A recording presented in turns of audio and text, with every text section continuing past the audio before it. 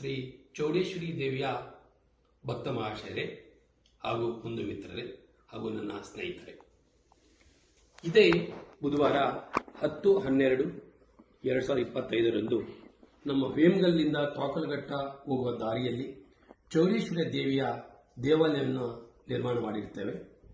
ಅದರ ಪೂಜಾ ಕಾರ್ಯಕ್ರಮವನ್ನು 48ನೇ ಮಂಡಲ ಪೂಜಾ ಕಾರ್ಯಕ್ರಮವನ್ನು ಬಹಳ ವಿಜೃಂಭಣೆಯಿಂದ ಆಚರಿಸುತ್ತಿದ್ದೇವೆ.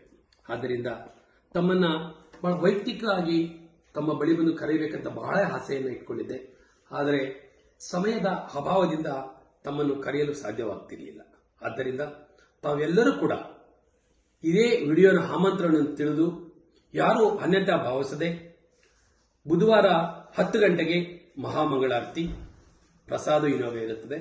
ಅಲ್ಲದೆ ಬರುವಂತ ಭಕ್ತಾದಿಗಳಿಗೆಲ್ಲರಿಗೂ ಕೂಡ ಊಟದ ವ್ಯವಸ್ಥೆಯನ್ನು ಕೂಡ ಮಾಡಿರ್ತೇವೆ.